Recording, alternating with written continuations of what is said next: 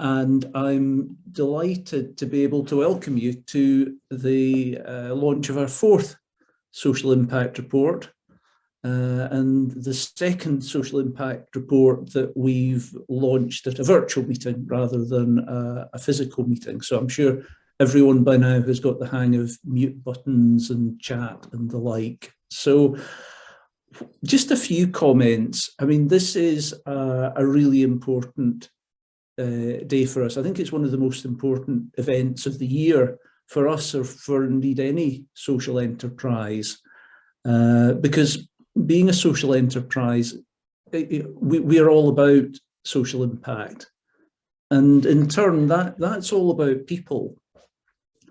Now, I'm sure you've heard it often enough from big companies. You know, they all use the phrase, "Our people are our greatest asset." The problem with that is that what you do with assets is you use them up, and then once they're worn out, you throw them away and you replace them and you start again with the next lot. Now, for us as a social enterprise, it's different. I think the important thing for us is to ask ourselves, how have we changed people's lives for the better? And that can be in a small way, or it can be in a big way. We've maybe helped them to move in a different direction, or maybe we've just shown them how they can do something better. So this afternoon, we're going to have the chance to hear from some of the people we've been lucky enough to work with over the course of the last year. You can read more about it in our social impact report, but hopefully you'll enjoy listening to some of these stories today, and maybe help you to think about things that you yourself could learn from, you could change, or you could do differently. So I'm sure you're going to enjoy the next couple of hours. I'm looking forward to it myself, and I think we've got some great stories to tell. Firstly, though, I'm going to introduce our Chief Executive, Kirsty Thompson. Over to you, Kirsty. Thank you. Thank you very much, Donald, and good evening, everyone. Thank you so much for joining us tonight, as Donald said, on our fourth social impact report. It's been a very, very challenging year, as you can imagine, and many of you work in the sector as well and are going through some of these similar challenges. I think this is a great opportunity to get together to share some of the work that we have taken part in over the past year, and as Donald says, to share the stories of the people that matter and the people that we are working to support and have been. I want to extend my thanks at this point to our board and staff members who have been a great support to the work that we've done over the past year, and I think importantly the people who are sharing their stories tonight.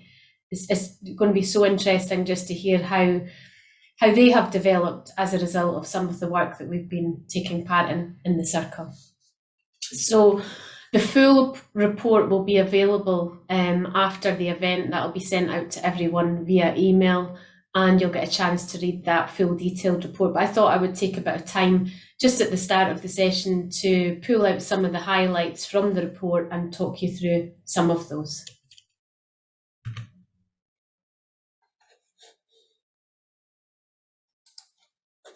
Okay, so you'll be aware that we use the terminology more than profit. We're a social enterprise that now operates in Dundee and Glasgow, and many of you will be aware it's not just about the physical space that we provide to individuals. It's much, much more than that.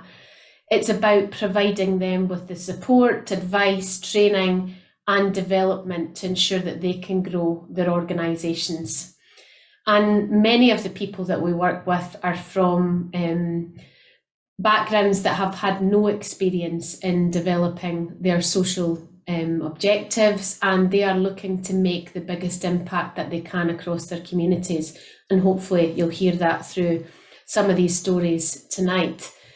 We provide a pathway to the third sector through volunteering, work experience, our Circle Academy programme, which is now Scottish Government funded for the next 2 cohorts, And I think that's been an important turning point for us in the Circle, has been able to take us through that next stage and to be able to offer this programme out to those who really, really need it most. It's about focusing on an entrepreneurial mindset, but also ensuring that people have the right information regarding governance and financial planning to ensure that their organisations can truly, truly make a difference.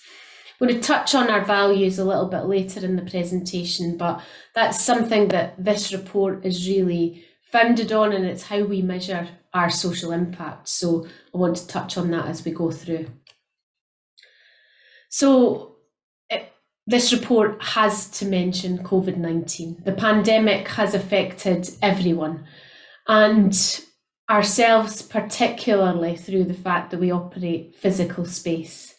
We have had to look at everything from physical distancing measures, ensuring that we have built confidence in our tenants, in our team, to ensure that they have they're able to safely come back into the building. So we've been working very, very hard to do that.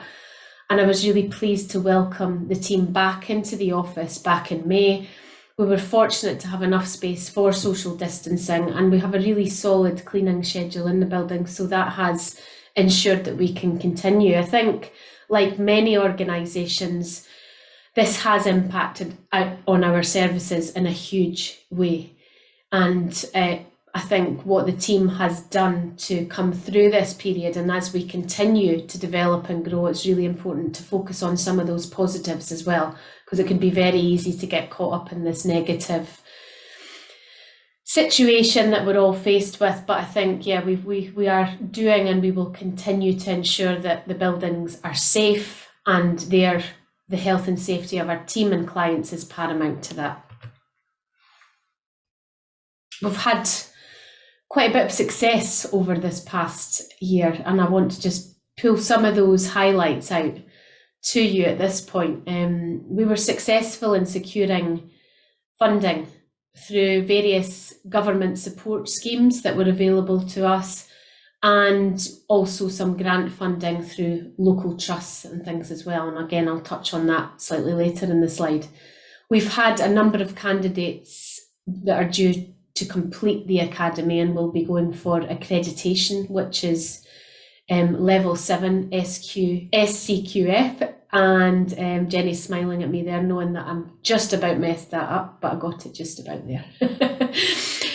We've distributed packs to the local community. That was our way really during COVID-19 of giving something back.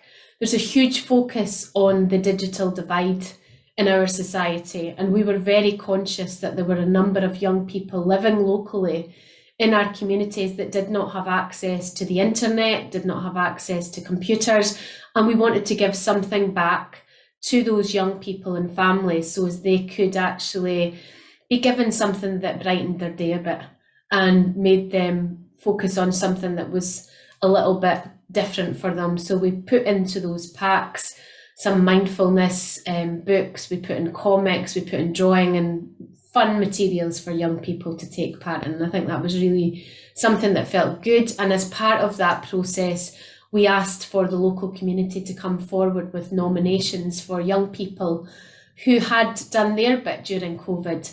And one of those was a young lady who is in Dundee who had been making badges to fundraise for the NHS. So she was awarded a certificate, a paint set, and we made put out a press release as well during that time. So again, it's about, from a very young age, establishing this more than profit mindset, and it's not just about the amount of money that you're generating, it's the difference that you can make in your communities through that. We're also delighted that the Academy has attracted candidates globally as a result of that Scottish Government funding, and Jenny, I know, is going to touch on that as we go through. We've got 10 new tenants, and we have been shortlisted for 5 national awards this year. We've grown our team considerably, and we'll touch on that as we go forward. I think it's so important to us that we support other organisations as well, and we have been part of community projects throughout the whole pandemic as well, ensuring that people are supported to make the biggest impact through our consultancy. think one of the things that had started post-COVID was a discussion that I took part in with Glasgow City Council and their Space for Growth programme. And part of that was a programme that they have developed to ensure that we can use an existing building, which is in the Easter House right now, and we're turning that into our second site, which Tom, who's on the call, is our centre manager there. He's going to talk you through that a little bit more. But what it means through this partnership is that we can develop a really enterprising hub. We can give opportunities to local people through jobs, through volunteering, training, support, and ensuring that our model is not just specifically in Dundee. We're able to roll that out now into our second site. So that was a huge milestone. As I say, that conversation started pre-pandemic, and I'm delighted to say that the doors opened there in October this year. So it's been quite a journey to get to this point. So we'll definitely be celebrating that as part of the impact report tonight. As a result of the growth in our team, it was very important that we looked to how we structured the organisation as we went forward. So you'll see now we have 3 distinct clear teams. We've got Team Scotland that consists of myself, Ruth, Jenny, Kate and Bradley. We've got Team Dundee, Charlie, Jennifer, Michael and Brandon. And in Glasgow, you're going to hear from Tom tonight, and we've also got Holly and Jack, and these again are locally created opportunities. A number of the staff that we employ have faced barriers to the labour market, and that's such an important part of the circle. It's not just that we look outwardly towards the clients and our beneficiaries, we're very much an inward looking organisation looking to support and develop our own staff teams. And it goes without saying the support that we have had with our amazing board. I think Donald, who's our chair, has supported us through this very tricky year.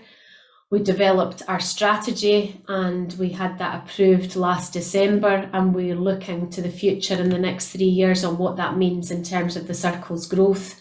It's been such a challenging year, but again, with the support of those non-executive directors, all with completely different skill sets, that has aided the growth of the Circle over the past year. So we have a huge expertise that enables us as an operational team to take things forward in the way that we should be. And then on to our funders, and many of which are joining us this evening. And I would just like to say a massive thank you for the support that you've given us to enable some of these projects to take place. Not only that, the development of the individuals, as I've mentioned to you, through the Academy programme, where they come to us often with an idea and they're looking at how they can take that into reality to make an impact in their communities. So I'll just quickly list those: Glasgow City Council, the George Maclean Trust, Arnold Clark, Hillcrest, Wells Gibson, Matthew Trust, Digital Boost, SCVO, Rank Foundation, Foundation Scotland, Lynn Henderson, and of course the Scottish Government. And thank you very much for your support. We measure ourselves alongside our values on the 3 core areas that we deliver on. The first that I'm going to touch on is community. I mentioned that we have 10 new tenants across both our sites, and as you can imagine, the impact of COVID, as a business who has a serviced office base, we were concerned about how that would work going forward, and I'm delighted that we've managed to secure 10 new tenants. We did lose some tenants during that time, but we've also managed to support a number of those to grow, develop and expand within our services. Of 5 new tenants in Easter House, and we've started to see some bookings of the event space really picking up. And I think one of the highlights for our team in Dundee was opening the corner shop, which gives us the opportunity to supply food and drink on site to the tenants. We are, as many of you know, in Dundee, in a location it's quite tricky to get to in terms of shops and things nearby. It's walking distance to a few, but especially getting into this time of year, not many people want to leave the building to go and get some snacks and things. So we've got that there, and again, that's managed by the team in Dundee. The Academy, Jenny will be doing a full update on that, but I think it's this quote really struck me when I looked at it from one of our current candidates. It's something that is not cookie cutter. It's something that enables people to actually learn from others who have been there, done it, and got the t-shirt. I think that's such an important message for us on the Academy, is how we ensure that those individuals are given the right tools to ensure the best success within the organisations that they're running. And we've worked with fantastic speakers right across Scotland and the UK, in fact, to deliver those sessions. So I think this is very much at the start of it. As I mentioned at the beginning, it's focused on our more than profit approach and focused on financial sustainability alongside making the impact that we're looking to make across communities. Our consultancy has supported 5 organisations, and this year we've moved to take on more clients around bookkeeping and payroll, and Bradley, who's joining us tonight, joined us as finance assistant through the Kickstart scheme earlier this year as well, and we're delighted to say that we've extended that role for Bradley, and he will continue to support us and many of our clients on the payroll and bookkeeping side of things. One of the things I'll touch on my next slide is a partnership that we have developed over the past 4 years that has been a huge benefit to a number of the individuals, both on the Academy, a number of our tenants, and the local community in Dundee. We've been working in partnership with Unlimited now since 2017, and that partnership came to an end earlier this year. Unlimited were given funding from People's Postcode Lottery. 80k was given to distribute to social entrepreneurs in the Dundee area, and that was based on a place-based approach to funding, and it was something that enabled individuals to kickstart their ideas. So with unlimited funding, it's given to the individual themselves. So they're given grants up to 5k to start their idea off. And this particular slide that I'm sharing with you is Gillian Elizabeth, who was an awardee from the very first set of pitching. She runs the Little Green Larder, which is a zero waste shop on the Perth Road in Dundee, and was really successful in a pitch event where we had panel members from both the Circle Board, local trusts and Unlimited themselves making decisions on where this money would be spent. It was such a really empowering event for the individuals to share their ideas, to be questioned on how they could take this forward. And we focused on those more than profit ideas and agenda about financial sustainability, and also ensuring that the individuals could make the greatest impact in their communities. So as I say, that particular partnership ended earlier this year, but we continue to work with Unlimited. There is a grants programme that we're continuing to work with Eileen, who is our award manager, and ensure that individuals coming through from the Dundee area and now into Glasgow as well have access to some of this funding. And it's been, as I say, it's instrumental to the development of many of them. So our values, our 6 values here are something that we have been working on with Anne, who is one of our non-executive directors, and we have rolled them out with our team, our tenants. We had a consultation with them to ensure that these were the right values. These were the things that we wanted to ensure we take forward. So that influenced everything from our recruitment processes right through to the values that our team day to day demonstrate, and how we want to be observed by yourselves in the wider community as well. So I'm just going to touch on a couple of these. I'm not going to go into great detail. You'll find out detail on each of those values within the report. The first one I want to touch on it's very important to us to be pioneering. Just because something has always been done in a certain way does not mean that we want to continue with that, especially if it isn't working. So one of the things that we see is very important through that is our Circle Academy programme, and ensuring that the individuals coming through that are getting support from people that have been there before, but also they can deliver the best impact then within their communities. And I think changing the conversation from non-profit to more than profit has been a huge milestone for us. It's almost a light bulb moment that you can see going off on a number of candidates, because they can see the importance of generating an income to ensure that they can actually make the biggest impact. The other one I would like to focus on is professionalism, actually. That's very important for us as a third sector organisation, to be viewed in a way that we not only, again, are professional externally and with our stakeholders, but internally we focus on staff development, and we were given some funding for staff to take part in various programmes during the pandemic for their own professional development. And a number of them are completing Open University courses or have done. And I think within that, it's important to mention a couple of things that I've been involved in personally. One is the Scale Up Scotland programme, which is funded through the Hunter Foundation, and also there is the Oxford University Impact Investing course, which I took part in earlier this year. So it is about the inside out as much as anything. So this whole approach, our pioneering approach, is about making sure that we walk the walk as well as talk the talk. And I think hopefully you'll see this from the report coming through now. And I think one of the things that we piloted last year, just pre-launch of our social impact report last year, was the 4-day working week.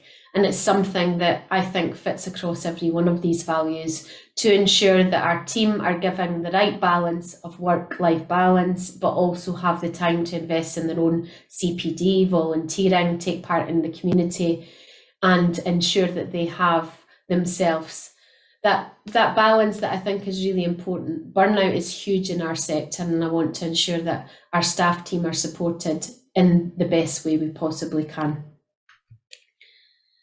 So thank you very much for listening. Some of the highlights of the report, and as I say, this will be sent out to you after this evening's talk, and we'll give you a chance right at the end to ask any questions.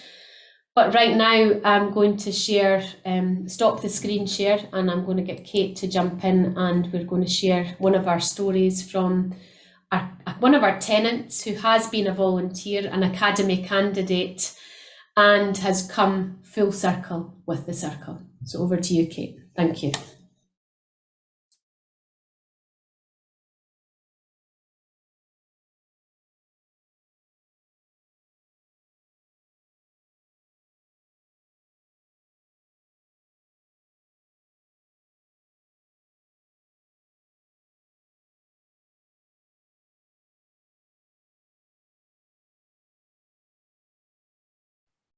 Okay, I don't think that's worked. Darn it. It was going so well. I think you just picked the wrong screen to share there. No bother.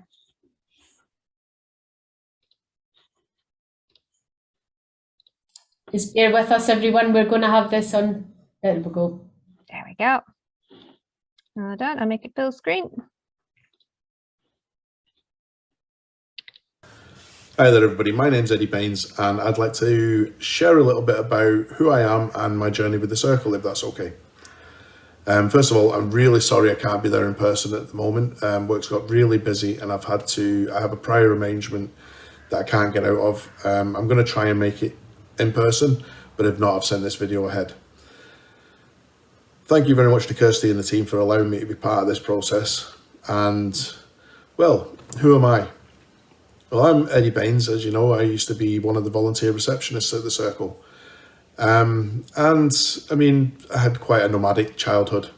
We moved around quite a lot, between Manchester and Coventry mainly, but all over the UK, you know, Edinburgh, Portobello, Ipswich. we were all over the place. We were never at the same school for that long.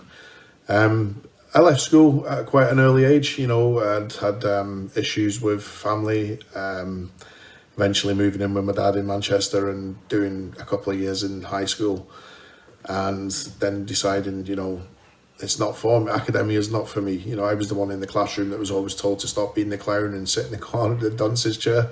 So, you know, I decided to leave, get a job. Luckily for me, I came to Scotland and trained as a chef at the Crieff Hydro. Chefing was something I had a real passion about doing, and I eventually went to Ardonig to work for a while, and then with the Ramada Jarvis group and Hilton group. Chefing, I loved it. You know, it was a great sort of way to earn money. I loved cooking. I got a real joy out of seeing people enjoy something I'd created. I met my wife while I was a chef in Perth, and we had our children, and yeah, life seemed to be going great. Then I had a bit of an issue with my heart, and I had to give up chefing. So that was a little bit of a blow. Our family then went through a really dark time when we lost one of our daughters. We lost Iona to a car accident in Perth, and that became something that was a really, really horrible point in time for our family. Thankfully, we got through it. You know, I had a bit of an issue with a lot of addiction at the time, trying to get through it, and you know, thankfully my wife stood by me, and we got through this. We moved to Dundee. We're doing absolutely great at the moment. It's there was a real need to look at what I did then. You know, what do you do? Do you retrain? Go back to college? What do you do? So luckily, I was accepted to Dundee and Angus College to do engineering and renewables. I did my HND in that, and then decided to apply to Uppertunity University for civil engineering. I was accepted, and whilst there, I found the first year that I struggled immensely with the mathematics. You know, I got to the point where I was just, you know, totally disheartened. I failed the exam, and then I failed the resit by, I think it was 5% or something like that. I was off at the top. So I decided to go and get assessed, and found out that I had dyslexia and dyscalculia. And this was one of the reasons I was struggling so much at university. I decided to leave civil engineering, go into criminology and sociology, which was a much better course for me. Anybody that knows me knows that I love to argue with people at times, you know, debate things. So yeah, this course suited me. I absolutely loved it, especially the law aspect. It was very, very much up my street. It wasn't easy, you know, with the dyslexia. I've had to sort of learn how to do sociological essays and write academically. I do feel there's an issue in this country about how universities are a little bit snobby with the way that they want you to write. I've been told that I write magazine style and it's not academic and whatnot. Had some tutors that were great with dyslexia and would understand, others that would just completely be like, oh, well, you know, just get better at it, learn, you know, but they just don't get the issue. But yeah, I graduated. It's something that I did, and it's something that I was immensely proud of doing. The first person in my family to graduate from university and have a degree. So that was something I was seriously proud of, especially being the black sheep of the family. Whilst at university, I had quite a few mental health issues relating to that point in my life when I faced addiction. So, you know, I had to get through quite a lot of anxiety and other stuff. So in order to do that, what I decided to do was just to start facing some of the issues that I had. You know, so I wouldn't come out quite a lot. I had quite a lot of anxiety. To sit at the back of the class, wouldn't speak a lot, not very sociable. You know, so I decided to just change. I ran for election for the Students' Association. I was elected as an executive officer, ran for NUS Scotland Disabilities Officer, had to do a big speech in front of a massive crowd of people. You know, I did these things because of the support that I found working with the Students' Association. So, you know, the people that I met along that journey helped me immensely. They helped me to overcome so many of my issues that I had at the time. Don't get me wrong, I still don't like public speaking. I don't know many people that do, but you know, with the right people around you, you learn to be able to do it. I've always been very jealous of those charismatic speakers that you meet in life that just find it a doddle, but when you dig into what they do, they are terrified themselves sometimes. So yeah, as I say, I was involved with the Students' Association. I ran for executive officer. I was successful, and I was, at the time of being involved with the Students' Association, I'd heard of the Circle looking for volunteers. So I thought that's a great way of spending my free time when I weren't at university a couple of days a week. So I applied to the Circle for the volunteer position. At the time, Nicola was away in London having baby Leo. So instead of meeting Nicola, I think it was Kirsty that I met. And, excuse me a second. And I was accepted. Thankfully, they took me on. I found that from the very get-go, it was one of the most open, friendly places that I'd ever come to. The team were absolutely amazing. Working with Alex and Christine was brilliant. I decided to become the person at reception that would set the tone for the day for you if you were visiting. So there's nothing worse than meeting a grumpy receptionist when you go somewhere. Let's all agree on that. So I thought, if you're that happy-go-lucky, smiley person that people meet, it sets the tone for the day while they're visiting people here at the Circle, whatever groups they're visiting, whatever charities or companies. So I decided to try my best to be that person on reception, and hopefully I accomplished it. I left the Circle, I can't remember if it was the Ryder Cup or if it was the Open, but I worked at one of the events for CSP, Combined Service Provider, that I worked for in the summers with the golf, so that I could afford to be at the university. And whilst away for a short period of time, it was only a few months, I came back and the Circle had grown immensely. It felt like it was a completely different place. There was a cafe, there was all sorts of stuff going on. And I thought, wow, I felt so sort of like out of place all of a sudden. The academy was something new. I'd heard speak about it. This was something that was happening at that point in time. And luckily, I was offered a place on the cohort for the academy. Now, at that point in time, I was operating Kirkton Community Larder. It's something that I started in Kirkton to sort of look at food insecurity in Kirkton, to provide a sort of like a dignified access to food for people that didn't want to use food banks. I'd spoken to people that I'd met at the Circle and were over at Lockheed doing something similar. So I was glad that I got accepted to the academy and I went on it, because as soon as I went on it, I found I'd done a lot of the things I'd done were wrong. I had a lot of passion for what I was doing, but I had absolutely no business sense. I had no clue what I was doing with the finances. As long as I was paying the bills and all the rest of it, I thought it was great.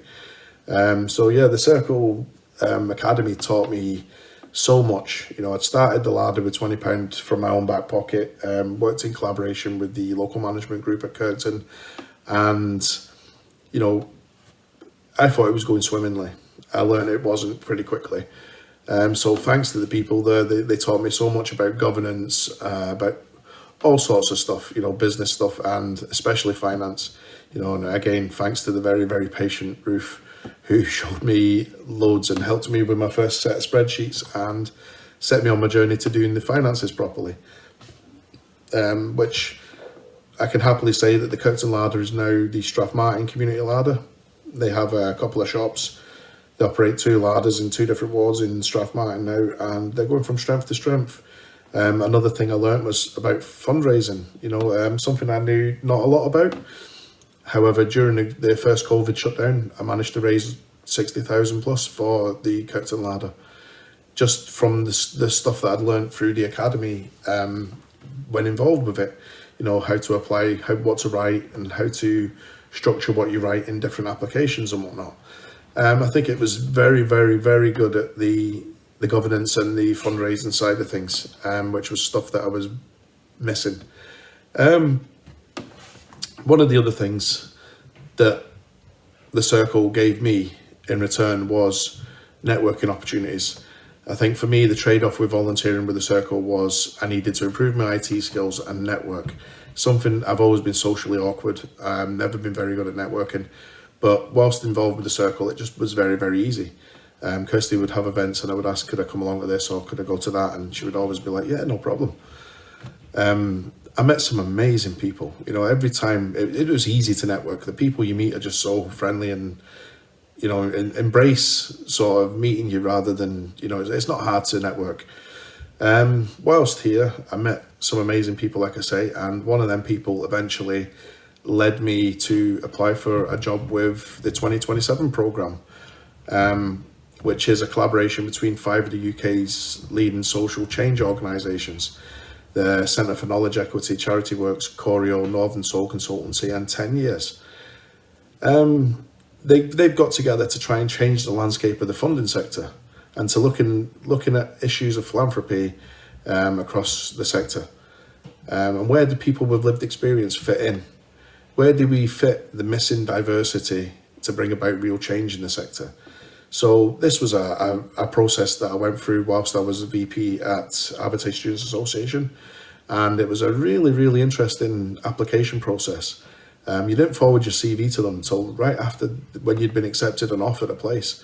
It was a very, very interesting way of going through an application process. It was long and daunting, but thankfully I got through.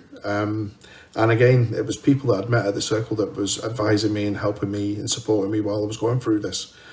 So they believe in bringing funders and working class communities closer together. They think this will enable the sector to begin building new funding models and a fairer society. It's a 12-month salary position that I'm on at the moment, working with frontline professionals and people from working class communities to help, you know, change the landscape of what we're doing. So hopefully I'll have an influence and help people that wouldn't previously have got grants to get grants. It's for me, I was offered a place with the National Lottery Community Fund. And this was amazing because it was the first people I'd interviewed for, and they accepted me very, very quickly. And I thought, this is going to be amazing.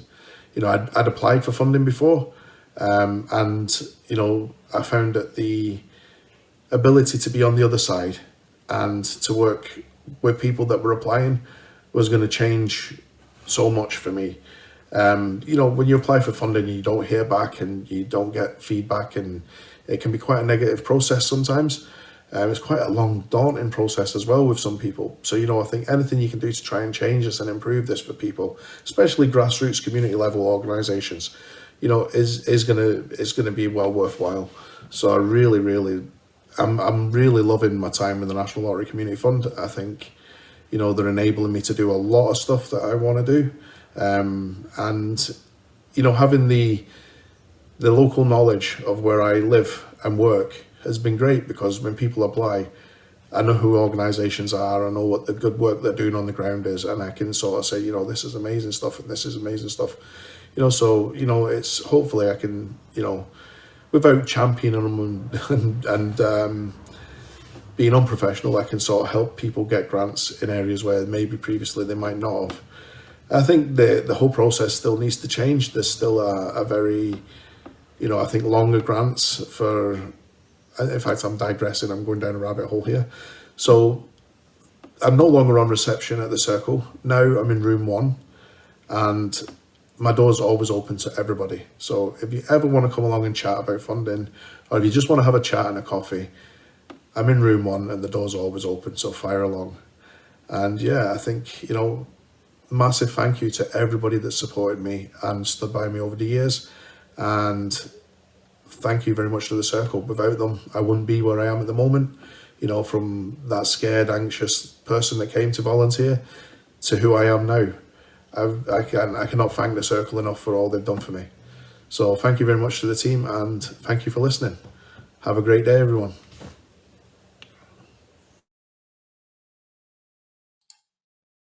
Thank you very much to Eddie for that full circle journey that he's updated us with. It's been fantastic to hear his story, and I hope you've all enjoyed that.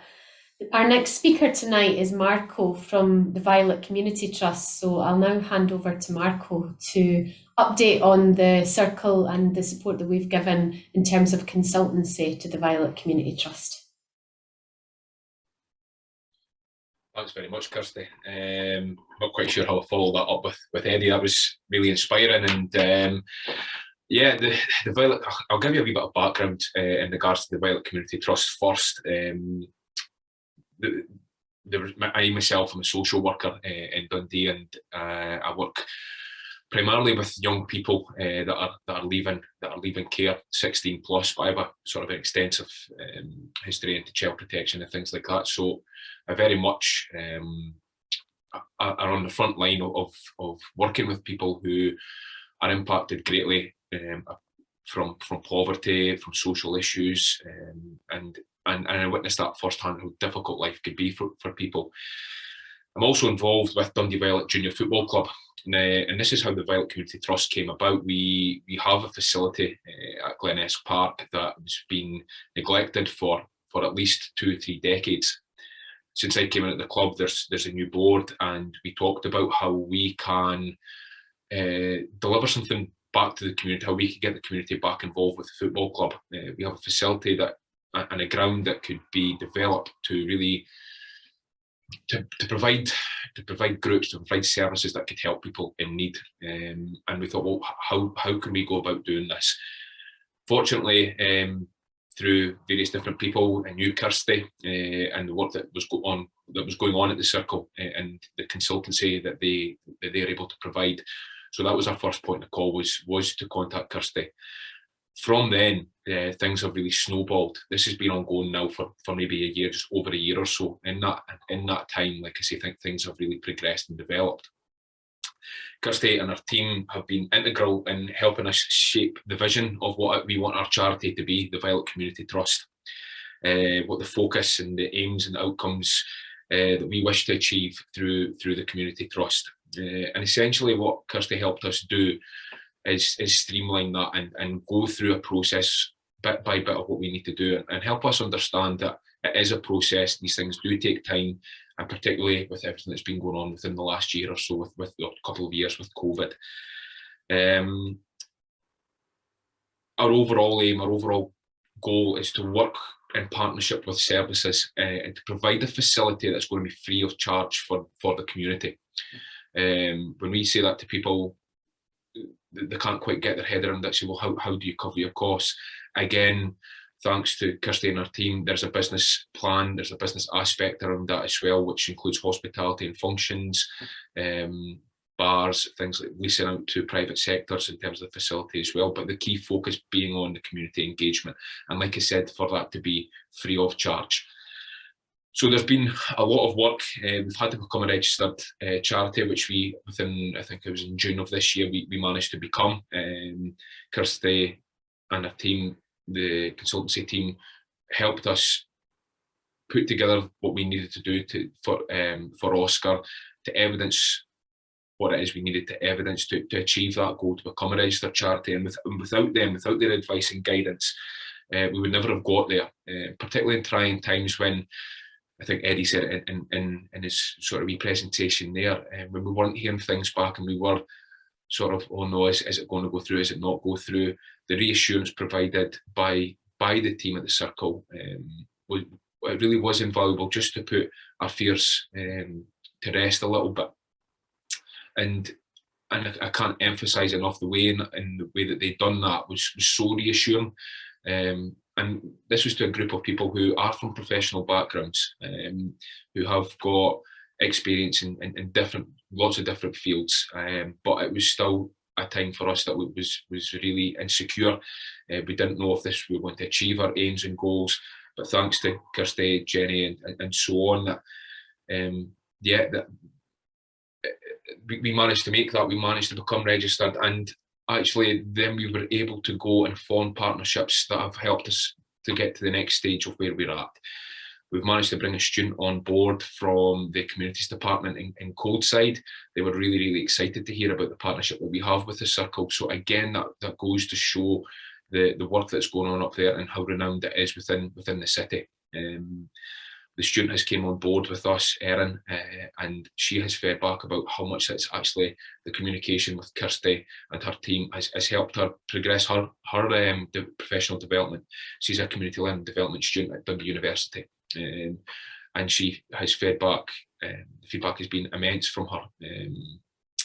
in terms of her development, and in turn that helps us here with the charity and what we're doing. She's been entrusted with funding applications. I have actually got a meeting after this one with a regeneration forum for money we're going with to install a community kitchen. The knowledge that she has developed just in the short space of time that she's been in with ourselves and with the Circle has been again invaluable. So really where we're at, we would not be where we're at just now in terms of getting things off the ground, getting the charity up and running, looking at how we develop the space. Again, we're now developing partnerships with private sector. I've got a meeting tomorrow with Invertay Homes and Douglas Land Surveys who are giving their time and their resources free of charge to us to get this project off the ground. Our main goal, like I go back to, is to provide a facility for services, local authority services, third sector services, to provide programmes, to provide groups for those most in need, for those marginalised groups of people who don't usually have the opportunity to engage in learning or development opportunities. We're not talking sports hubs, we're not talking anything like that. We're talking social work, education, police, community learning development programmes coming together in one facility to promote social inclusion, to promote social learning, to learn practical skills such as budgeting, cooking, cleaning, all this type of thing, and to be able to provide that to people, particularly in times of serious hardship, is something that we've had great feedback about, and it's something that it's a little bit different than other services, other community projects in Dundee don't appear to be doing, hubs, I should say, don't appear to be doing. So again, without the consultancy that we've had from Kirsty and the team, we would never have got to the point that we're in. Their ongoing support, like I said, is invaluable. They have shared their wealth of knowledge and experience with us. And yeah, I speak on behalf of the whole board. I speak on behalf of Erna Student and from the Communities Department, who we've now formed a really positive relationship with, their sincere gratitude towards the support that we've received from the Circle, and we will continue to receive, and the partnership that we have now is fantastic, and we really just want to take this opportunity to say thank you for allowing us to be able to share that with everybody.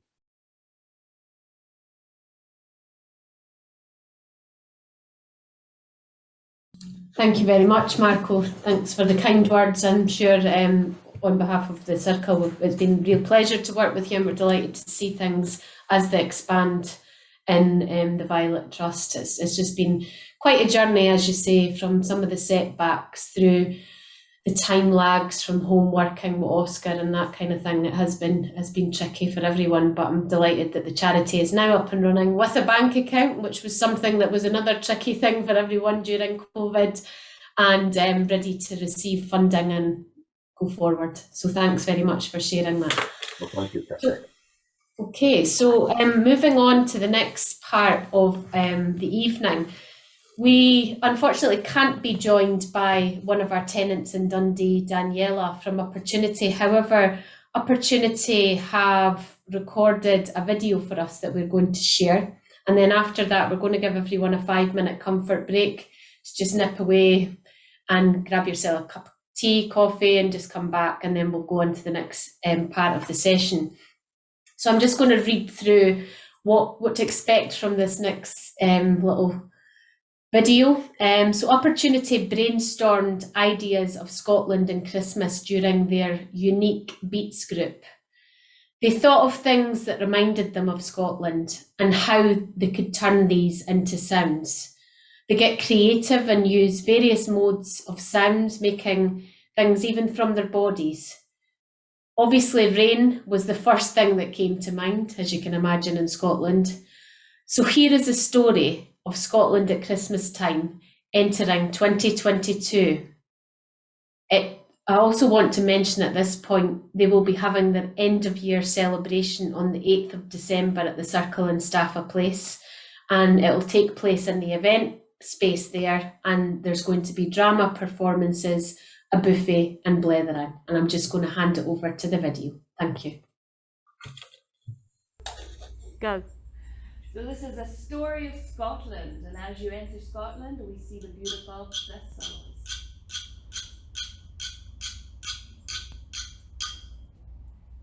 time of year that we're feeling a little bit of Christmas in the air.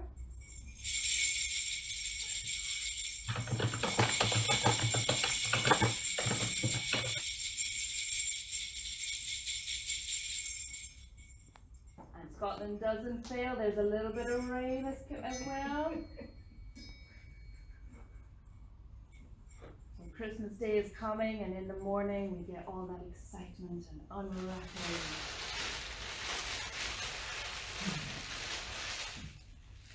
And Scotland doesn't fail us with all the parties. So we're going to some friends and they welcome us with some bagpipes. Is that me? Oh, again.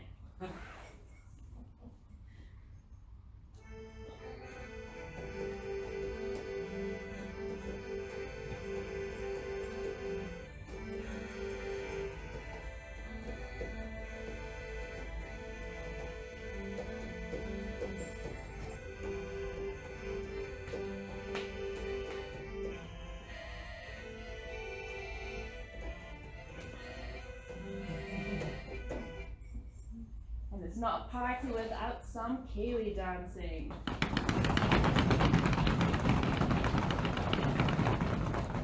And in the background in Edinburgh, we can hear the tattoo. And the weather's getting more harder and the rain's coming down. But it's not putting us off from partying. So the clocks are coming in. And the clock striking.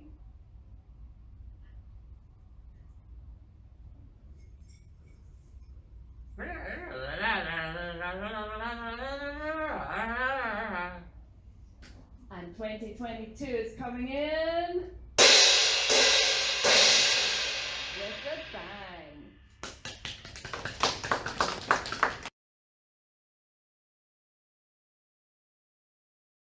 Okay, thank you for watching that. It was fantastic. Thank you so much to Uppertunity for sharing that as well. Just gets you in the mood of that New Year celebration, I'm sure. So yeah, I just want to just ask you to take a 5-minute comfort break and we'll be back in 5 minutes. Thank you.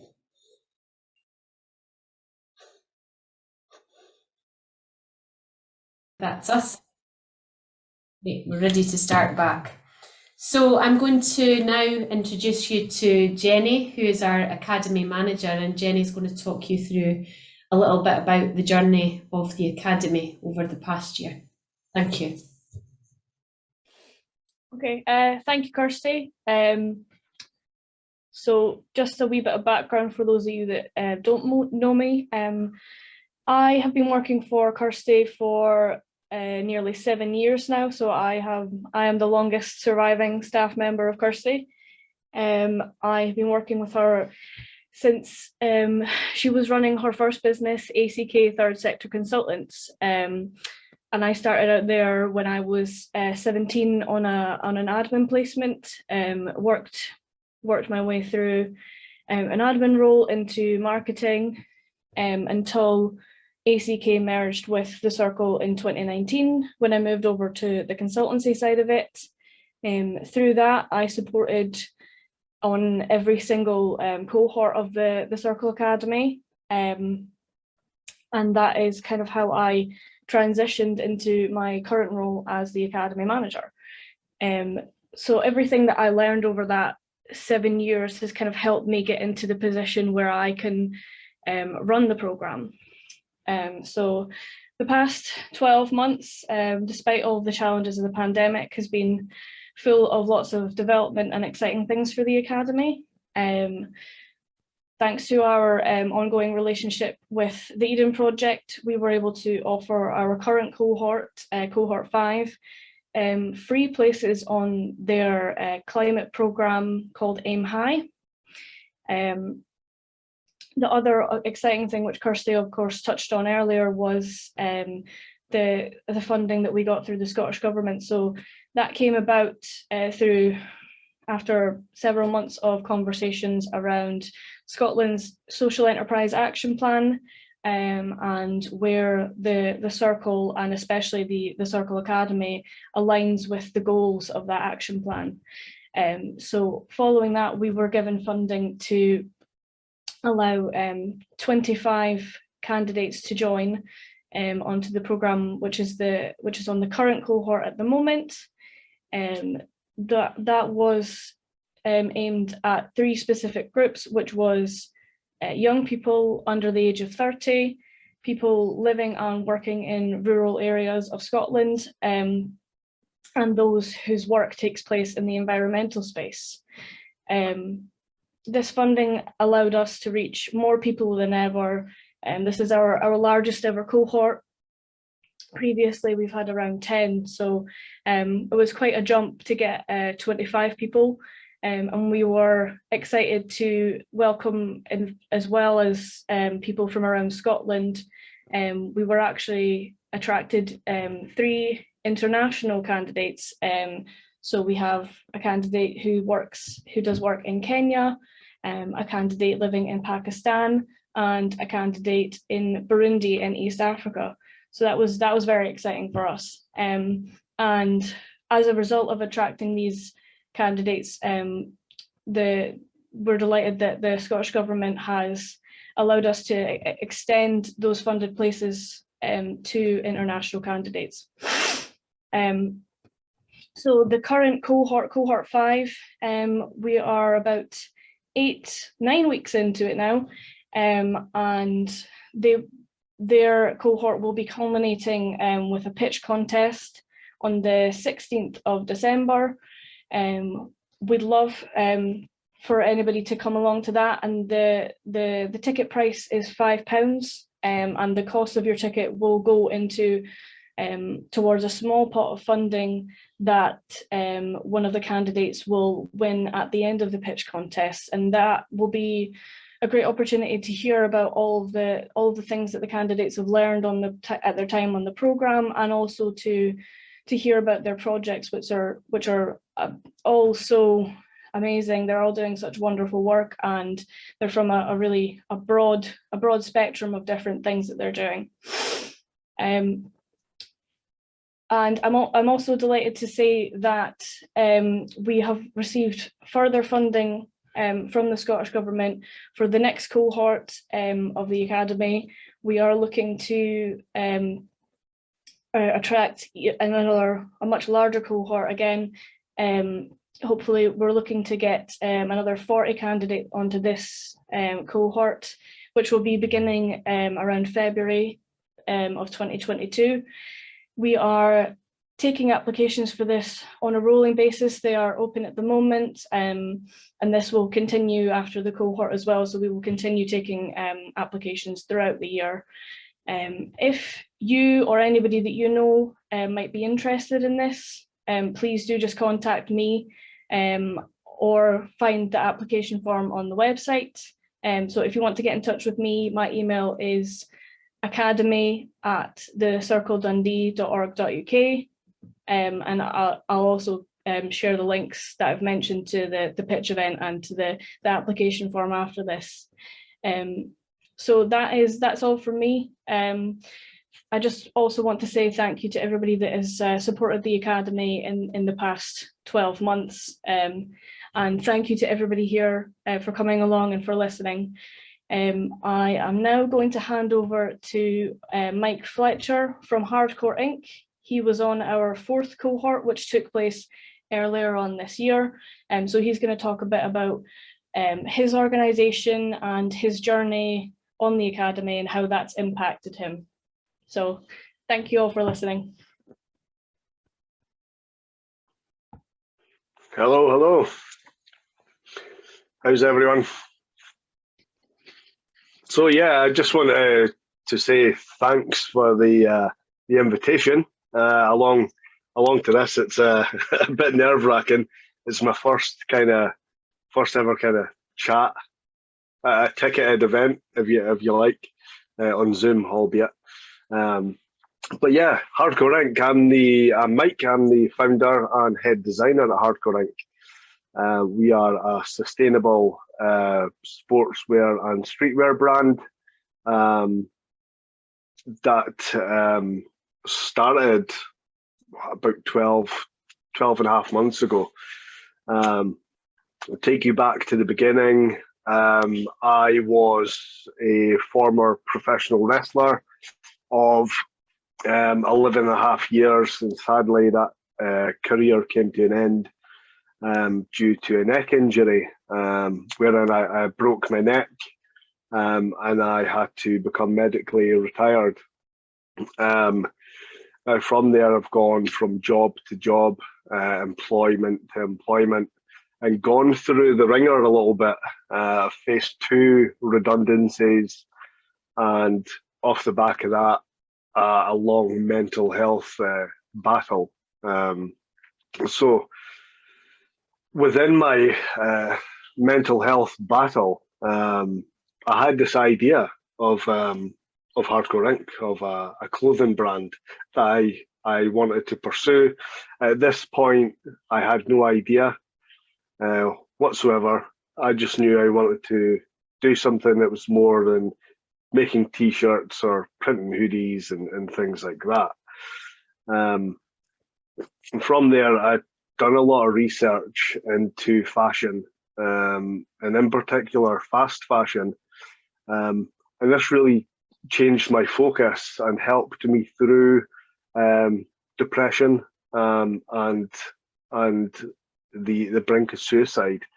I locked myself away in my room, and I would sit at my desk at my computer where I am right now, and just read all of this stuff on fast fashion and how degrading it is to the planet, wildlife, and things like that. So it was from that point that idea sort of grew and grew, became bigger. So I did a bit more research in the local area. Was there anything around Dundee or Angus that was looking into this? No, not at first glance. Then I looked further afield, wherein I could perhaps get some help. And that's where I came across the Circle, just on a Google search. And I reached out and heard about the Academy and what they could do. And from there, set up a meeting with Kirsty. And I mean, what a journey from there it's been. That first chat that we had. I had no funding, had nothing. I'd just been made redundant, no funding. Luckily for me, I was able to get a funded position on the Academy course, and things just escalated and changed from there. The Circle Academy, for me, one of the best moves that I've ever made. Even reaching out to people like Kirsty, never in my wildest dreams would I have thought that I would reach out to someone and say, I've got this idea. Then it escalates into something that's reality. Yeah, I started the Academy. What a journey that was. Little did I know, it was a tough course, to be honest. It was an eye-opener, from legislation and governance and finances, business plans, how to write a business plan. I think I spent a good maybe 6 to 8 weeks trying to rack my head around a business plan. Finances, luckily for me, I've got an accountant on board, so together with her expertise and Ruth at the Circle, made that a bit easier for me to kind of divulge and eventually get some finances across for the course. So yeah, across the board, the Circle Academy, I would urge anyone, even with a slither of an idea, as silly as it may sound, to get in touch. either get in touch. You can get in touch with me if you like, and I can pass your details on. My idea of a clothing brand, it was silly in what it seems, but now it's a reality. 12 and a half months on, we have grown and grown. So we have made our first £1,000 that's in the bank.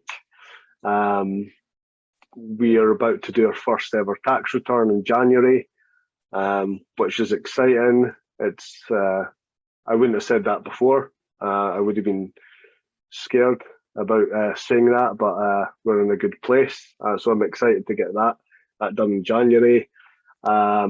Also, I've been having chats with other local brands in Dundee, and we're going to come together and open up a store of kind of like-minded brands. We're looking at a place on Albert Street just now. We're going to call it Keep It Local.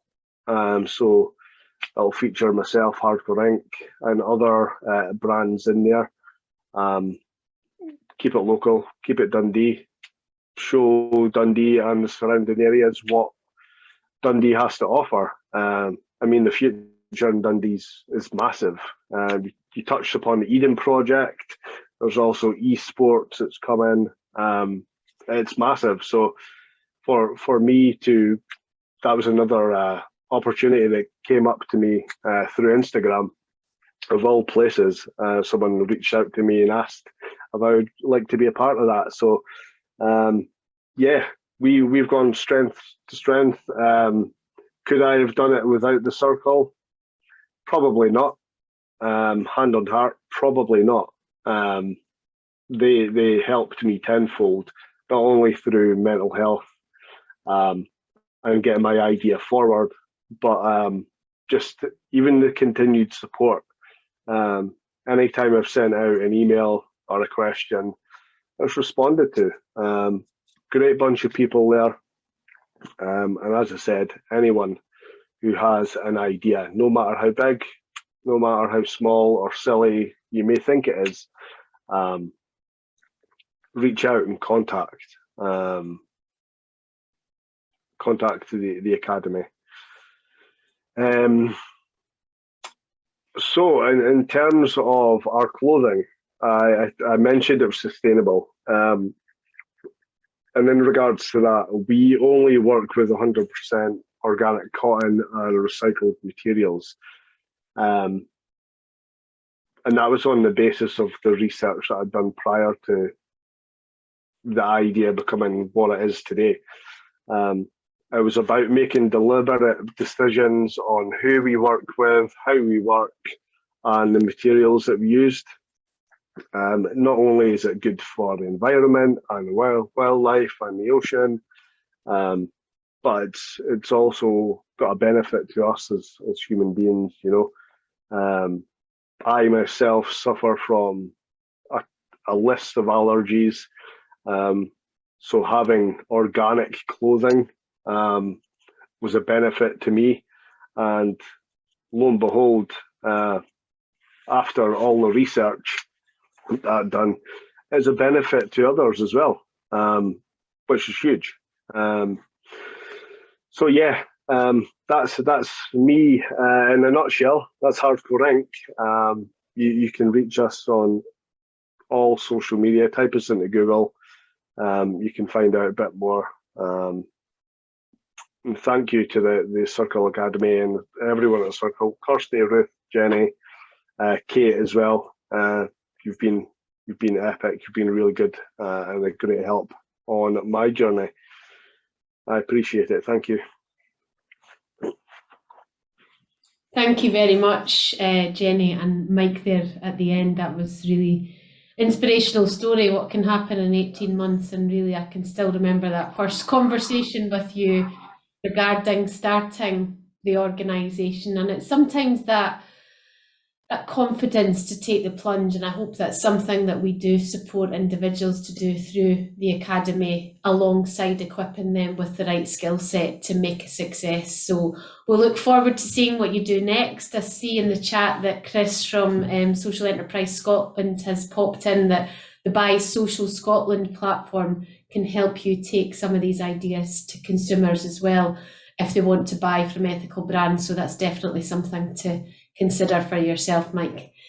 Okay, so on to the next part of the evening. So I'm going to hand over now to two of our newest members of the team. I'm going to have Thomas up first, and then we'll hand over to Kate. But Tom is going to talk to us a little bit about the work that has been happening in Glasgow. So over to you, Tom. Good evening, everyone. Thank you very much, Kirsty. I would like to just introduce myself in a few words to all of you who never have chance to meet me. And basically, I was born in Poland 16 years ago. I decided to move to England when I was working almost 15 years for the hotel industry. July this year started from the Circle, which was something completely new to me, completely new world. Social enterprises. I've been absolutely delighted to have a chance to work for Circle. And I'm just extremely excited to learn and expand my knowledge about the third sector organization and social enterprises.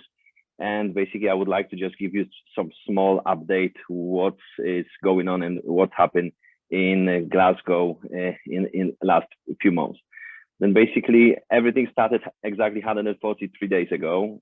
Basically, I was one of my journey from Dundee when I was traveling for my second week from job.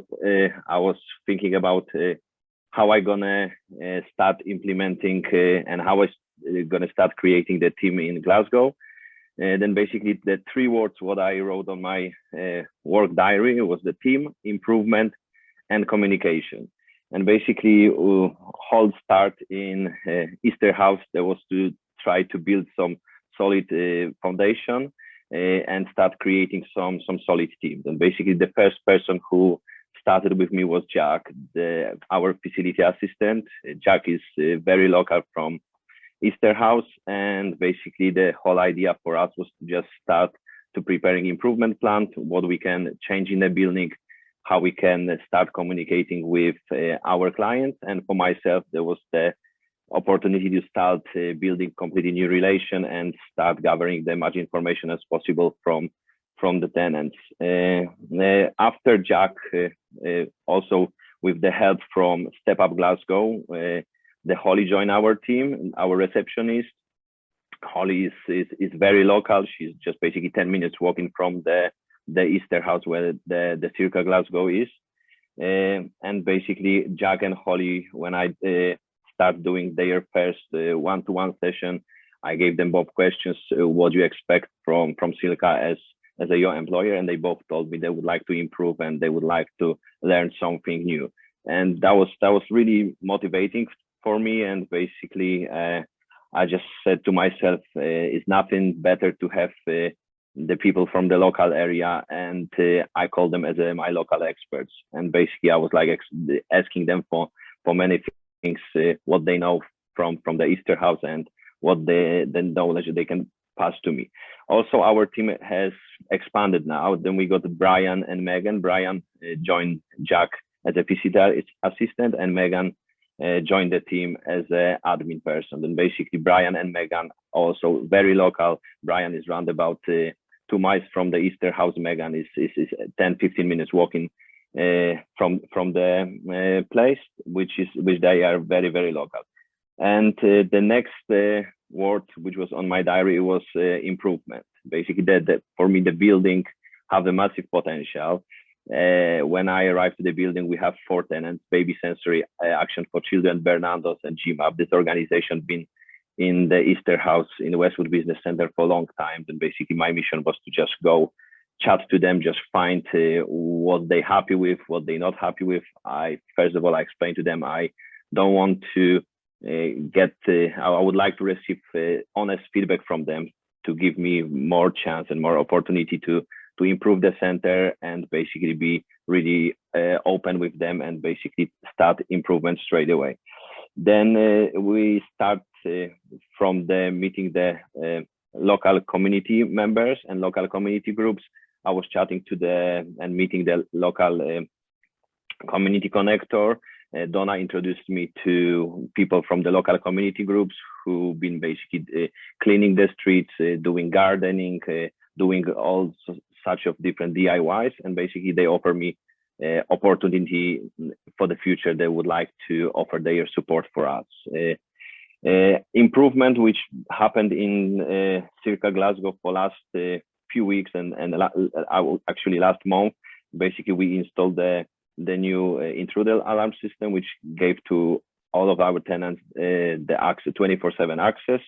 We also prepared the mix recycle bins and start recycling the waste in the building, also collecting the used batteries, and also cooperating with the company who collecting the toners, and all money from the toners which been recycled by them, they offering the checks which are sent direct to the local charity organization at Easterhouse. Communication, which was another very important thing for me. I started to organizing the events just to invite some local community and local people to just show them and basically introduce Circle to the local community and tell them where we are, what we're doing, what kind of impact we would like to put in the local area. And straight away we receive really good positive feedback from the local community and local people. Also, we met 3 local councillors, which they've been very happy with the idea. They really like our video and they really like our idea, what our organization is doing. And Easterhouse community group, they've been invited to the meetings, and also I hope they're going to spread the word around and they will help us to create the better community hub in Easterhouse. Our latest tenants who just joined beginning of last month, the Glasgow Circle Glasgow, is the One Connect, is the organization who offer the IT support for people who not very good with the modern technology and the computers. During the first official tenants meeting, everyone been really happy, and straight away they start talking about exchanging some knowledge, exchanging the client base, which for me was really good achievement, just to see all of our tenants getting on very well together. And also we still cooperating with Glasgow City Council, People Make Glasgow, Calvin College, which is just in the back of our car park, Enable Walls, which is the organization who also offering the IT courses for the youths. And they started to rent our office space on the weekly basis. We received this week very good feedback from them, and we are absolutely looking forward to work with them in the future. And I think that's everything from me. I'm just really looking forward to basically I'll be able to just help Circle to expand in the future, and basically our team will be as much as successful as the team in Dundee. And I would like to say thanks to everyone in Dundee for the big support and basically offering me help, because like I say, I'm completely new to the social enterprises. I love to learn, and I would love to achieve the success with all the Circle team. Thank you very much.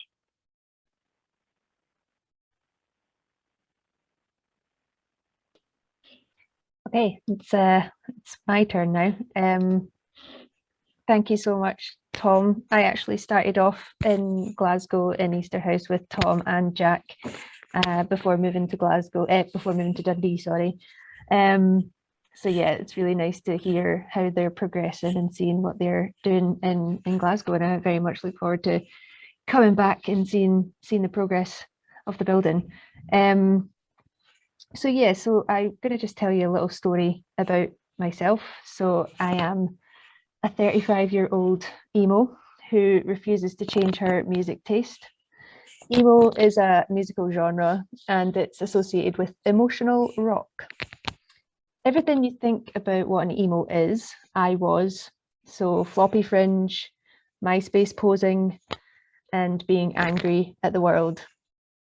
But what this tells you about me is that I'm an emotional individual, that I have a big heart and I hurt hard. Empathy is my superpower, and it's that that's led me into a career in storytelling. I've always worked with people and organizations with a heart, help them tell their stories through branding, marketing, and communications. In a previous life, I was a jewellery networker, connecting jewellers with the world to help them to be seen and earn a living. I tell the stories of the Circle, and I'm here to raise their profile so they can communicate what they do and they can continue to support the wonderful organisations and do good things. We at the Circle are here to change the landscape of the third sector, to disrupt the not-for-profit mentality and shift to a more than profit mindset. And here's how we're telling the story so far. So we've recently worked with Avian Studio and Dylan Drummond to produce informative videos, and I'd like to show you one just now. So I am going to float back into my screen. Please tell me if this is still sharing the right screen. Anyone can tell me if it's not. More than profit. 3 little words with the potential to make a big impact. So what is it? We've all heard of not-for-profit and the belief you shouldn't focus on making money as an organization that does good. More than profit is the approach that you take to ensure that you can be a business that does both. At its heart, a more than profit business aims to make profit while at the same time funding positive social change. The more profit you generate, the more you can reinvest, and the larger the scope you have for making a real and lasting difference. It's more than just making money. It's about making an impact in a sustainable and financially viable way. But every more than profit organization needs more than just a good business model. It's about providing great leadership that embodies strong values, a collective culture, and a dedication to promote diversity, accountability, and transparency. It's about caring for the health, well-being, and development of your employees by providing opportunities to learn, offering flexible working, and paying the living wage.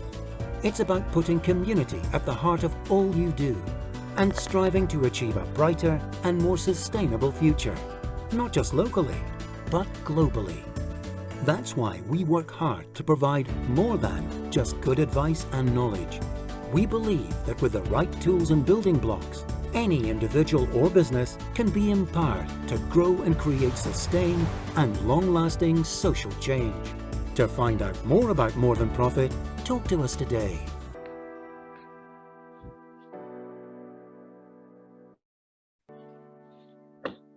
So we are really kind of leveling up our presence online, and that's really the biggest step that I'm taking in the Circle.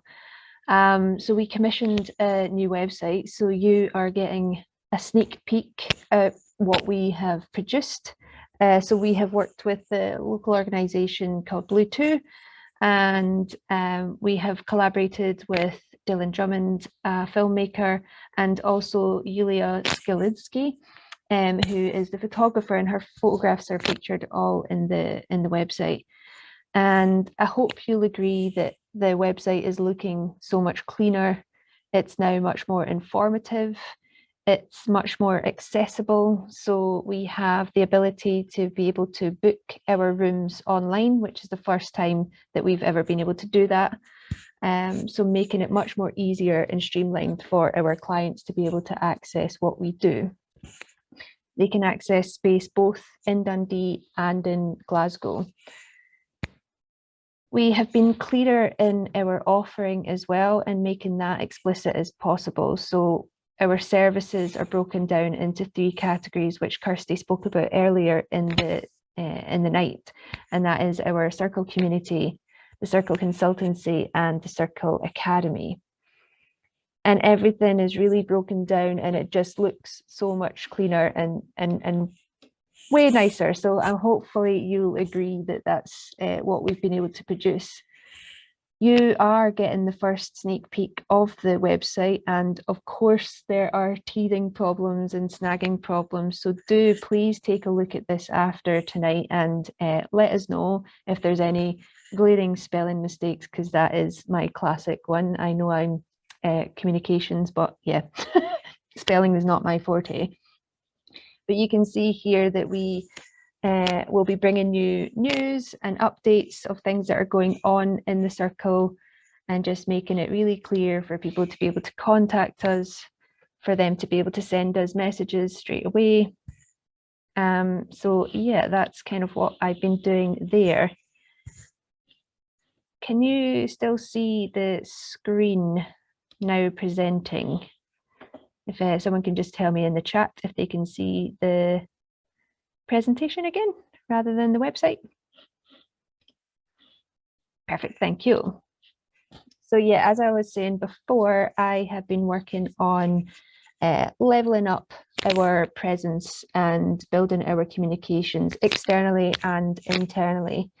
As our team is growing, it's so important to keep the communications across both sites as we expand, and also communicating that externally. So as you can see, things are starting to look a little bit cleaner, a little bit more consistent, and the voice and the tone of what we are producing now matches the growth in terms of where we are sitting as an organisation. We received Scottish Government funding from the Digital Boost scheme to build our website, and we are really thankful for that funding. It's been able to produce a website that has enabled us to access a lot more clients and be able to access our spaces at a touch of a button. So yeah, I mean, that's all I have to share about what I've been doing. I hope that you agree that the website is looking good. We're very tentatively putting it into the world. So yeah, if you can let us know what you think of it, and I will share the wrong slide. That's our URL. So you can find it there, and please go see the videos that we have on there, and it will give you a much more clearer idea of where we are sitting. So thank you very much. Thank you very much to Tom and Kate. Really excited to share the new website with you all tonight. I think it just, as Kate said, demonstrates the growth that we have been through during this past year. Not without challenge, I would add. And I think if you do get a chance to have a look at the website, give us some feedback. Do that before, as Kate says, we will tentatively be pushing this out into the wider world over the next week or so. So please, anything that you find, you know what it's like with new websites and technology, there will be some snagging issues, so please let us know. But yeah, very excited to share that with you, and I hope you enjoy it. And there's a couple of videos on there. Would love you to get your feedback on that as well, so thank you. So now it's question time. So if any of you have any questions for myself, the team, any of the speakers tonight, please feel free to put your hand up, unmute, and we'll take it from there.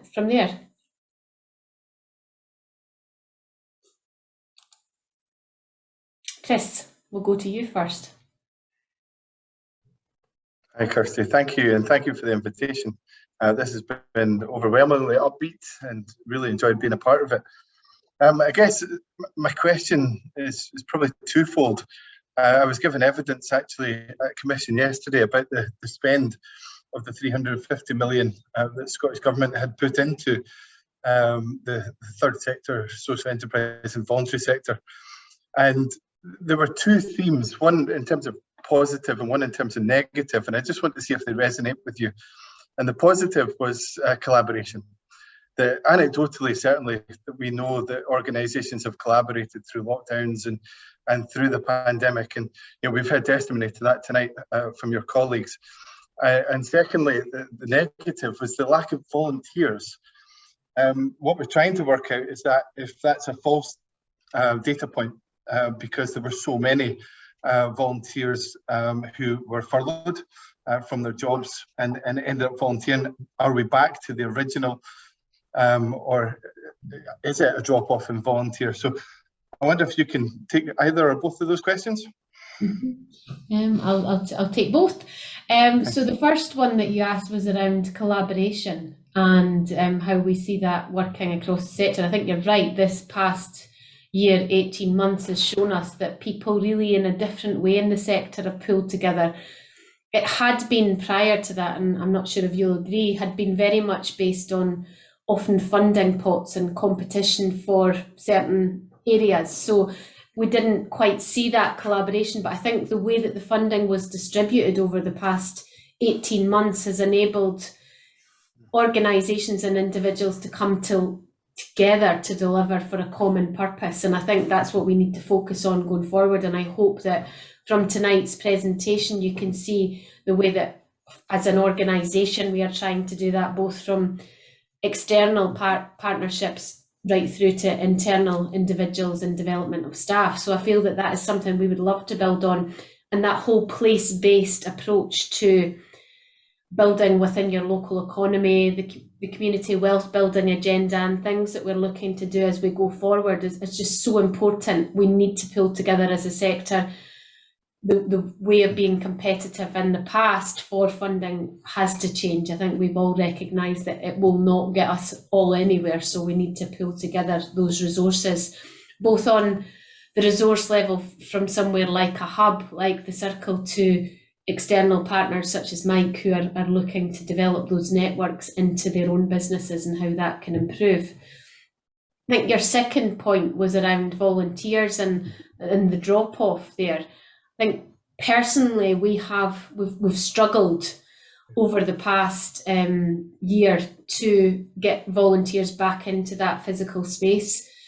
We have noticed that a number of our volunteers have faced barriers, they've faced health conditions. So because of the pandemic, have perhaps not been the ones that have been so forthcoming to return to that physical space.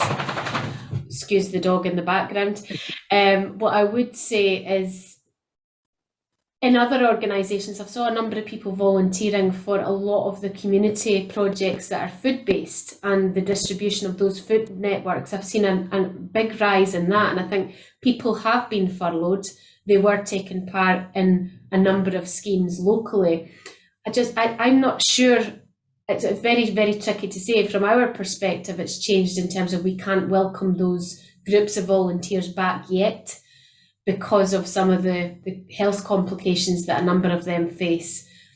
But I would like to think into the new year, and as the weather improves as well, that people will start to hopefully venture out, the vaccination program's rolling out, things are changing, and I'd like to see that would continue. So I think it's very tricky to say definitively, but I think in terms of our own organisation, I've seen that impact day to day. The organisations that we work with in the Circle have a number of volunteers that have continued during the pandemic, such as the clothing bank that we have there, Togs for Tots, and they've continued to attract volunteers throughout the pandemic and continue to do so. Uppertunity is the same, and again, I think it's just, I'm not entirely sure where it goes next, but I think as people, I suppose, it depends on the barriers that they face. Yeah, I'm not sure if that's answered it, but hopefully. Yeah, absolutely. Thank you, Kirsty. Thanks. Okay, any other questions or comments?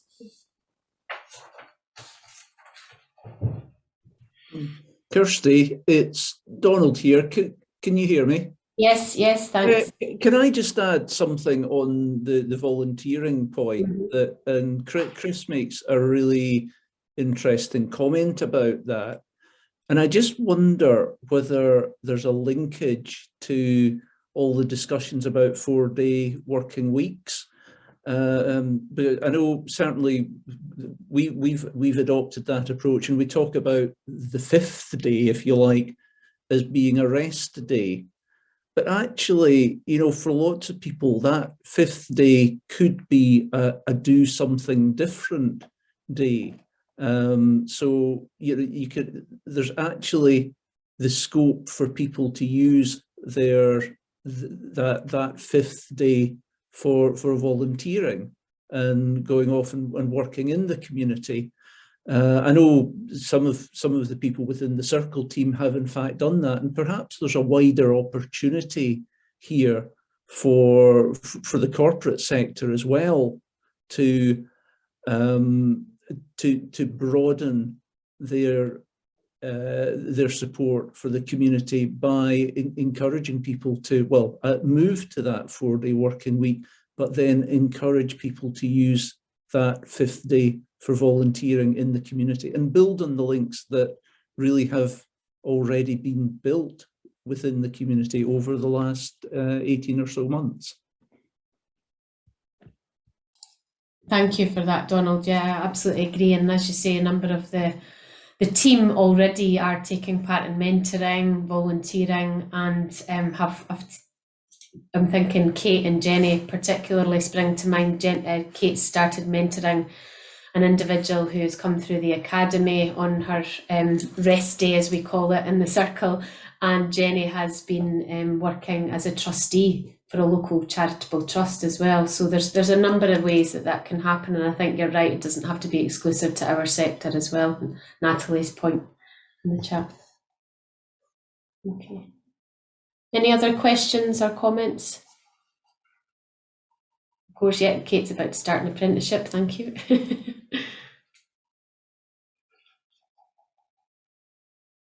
Anything else? Don't see any hands. Oh, Chris again. Yep, we'll go. Sorry, not wanting to monopolise the conversation, but No. you were obviously one of the early implementers or early adopters of the 4-day week, and we've seen Scottish Government launch a £10 million programme to try and encourage other businesses to do the same. I would just love to know your learnings and the pitfalls you would encourage us to avoid as we encourage the rest of certainly the social enterprise sector to follow in your example. Yeah, thank you, Chris. I think we have been on a huge learning curve since that pilot last October. Obviously, we've moved through quite a growth period as well during that time. So a number of the staff were part furloughed or furloughed during the pandemic. And I think that, I suppose initially the early adoption of that made it quite easy because there was a much smaller team, and the logistics of that therefore made it easy to operate, or easier, should I say. I think as we've grown the team and as we've gone across multi-sites and we're looking at what happens to cover a physical space such as the Circle 5 days a week, how do we ensure that we have that balance between having the cover and ensuring that the operations continue? So that's been something that I feel that I'm sure the staff on this call will be nodding their heads in it. We've gone through a real process of learning on that, and I think that what we now do is we operate, and going into the new year, we'll operate in 2 separate teams, where we'll have a team that is off on a Friday and a team that's off on a Monday for a quarter, and then that will rotate. And we'll ensure that there's always that presence there in the building to ensure that the operations can continue. We haven't got it right. Absolutely, we have not got it right during this past year, and we've had to make adjustments. But what I think we have done is we've ensured we've communicated with the staff. We've talked to them. We've asked what's working, what's not working. And you need to be open to hear when it isn't working. I think that's a really key thing, and you need to learn from that and adapt and change in terms of how you deliver that. So as we go into 2022, I think the staff are feeling positive that those 3 days, Tuesday, Wednesday, Thursday, are the days where the team meetings will happen, where the client meetings will happen, and where we're not reliant on all colleagues being present, because we have that clear line between the Friday and the Monday off, and it allows people to have a longer weekend to take part in either professional development, volunteering, and sometimes just life admin tasks, as you know, as they take over as well. Happy to share that learning. I've already been involved in a number of webinars online with SCVO, the 4-day week, and other organisations. So more than happy to share that across your network as well. Okay, thanks.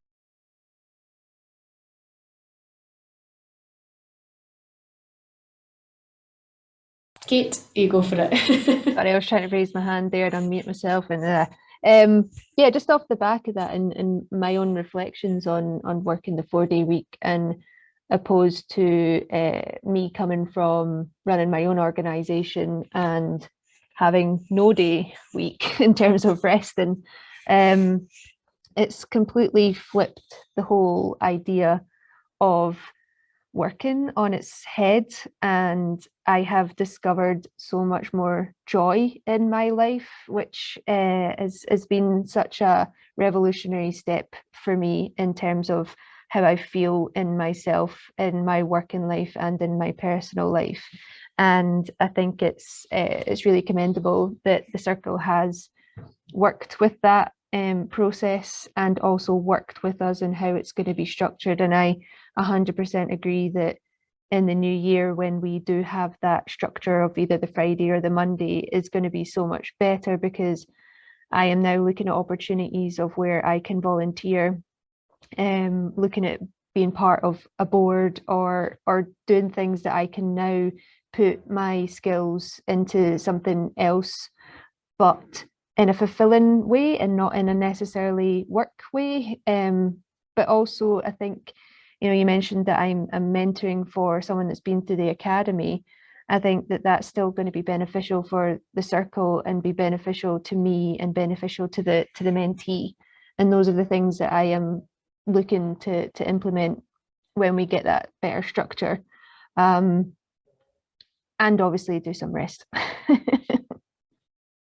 But I just wanted to add that, and I think it's like I've never experienced this kind of working before. I have just constantly slogged and worked every hour under the sun. So it's just really opened my eyes to a whole new way of living.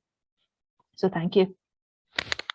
Thank you, Kate. Thanks for sharing that. I think that's such an important point. And for myself as a founder, being through this journey, and I think, again, what we're looking to do in terms of the sector, sharing that knowledge across the sector is very important. That burnout that I've touched on throughout my presentation as well, it's very high in social entrepreneurs.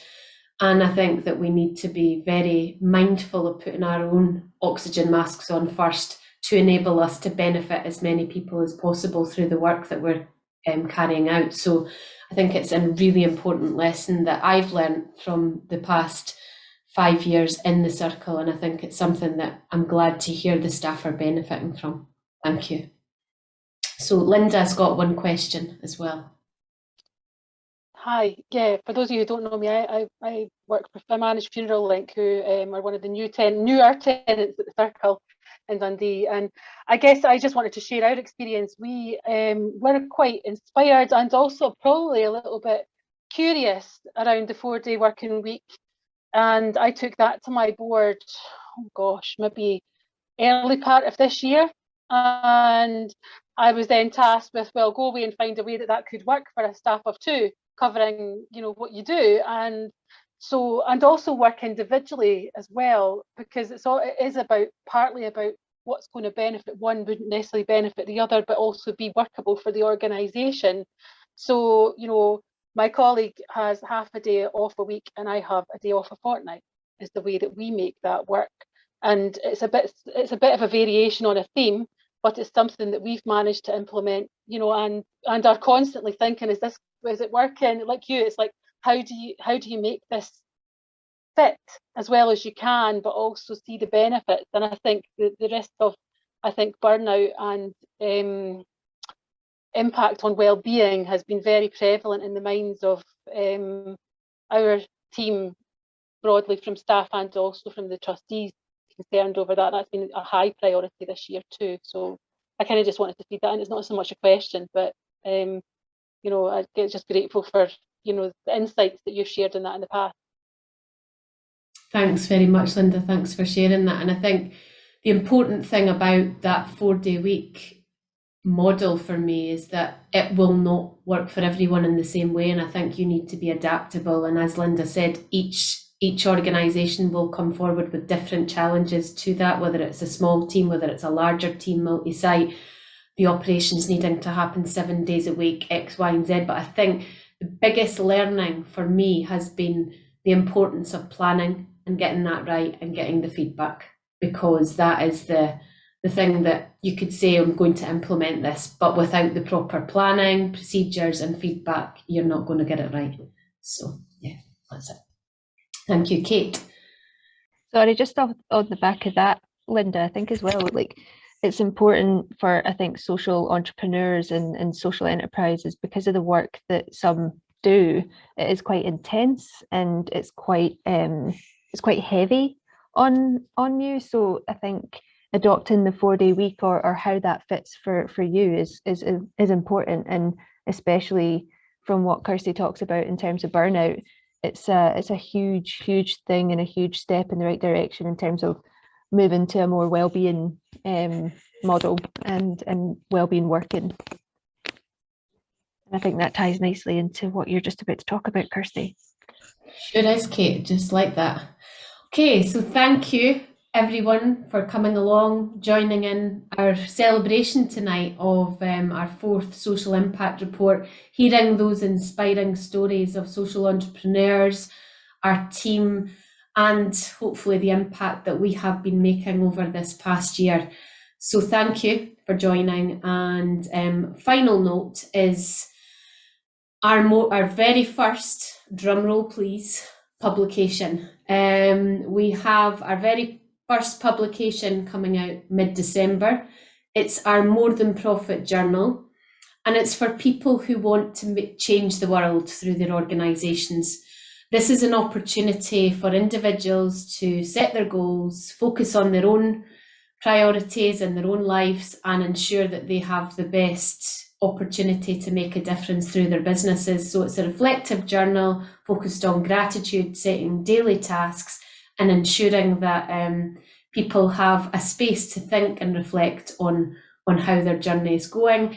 And it's got a number of quotes from various individuals in the third sector and the business world in there in terms of their journeys. And we will be sharing that, as I say, mid-December. So you can pre-order that online from mid-December.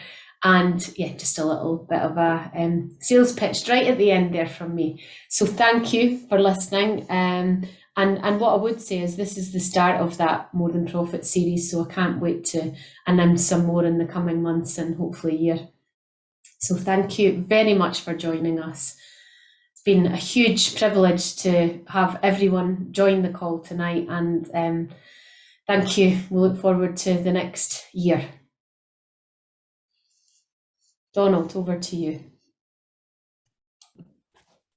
Thanks, Kirsty. I'm not quite sure how to follow that, really. I mean, yeah, there's, I think, just to wrap things up, lots of people to thank, firstly to you all for coming along and listening tonight, and also to the speakers who've really shared some amazing stories, and I think also demonstrated the range of the things that we are able to do as the Circle. I did want to take the chance to thank our clients, be they tenants, be they people who've come on the academy, or be they just people that we've helped a little bit along the way. I did particularly want to say a thank you to our funders and supporters. You know who you are. Some of you are here tonight, so we appreciate that. And the last thank you that I really wanted to say was to our own people. You're not the Circle's greatest asset. You are the Circle. It's as simple as that. So Kirsty and every single one of you, thank you so much for what you've done. So that's pretty much the end. Just a quick reminder, our social impact report will be up on the website imminently. Think of it as our end of term report card. We're proud of it in a humble kind of a way, of course, but really do hope you'll find it interesting and just get a sense of what the Circle's all about and how we're able to support communities in Dundee and beyond. So thank you again for coming, and good night, and I hope you enjoy the rest of your evening now. Thank you very much. Thank you. Bye. Thanks, everyone. Bye. Thanks all. Bye. Thank you.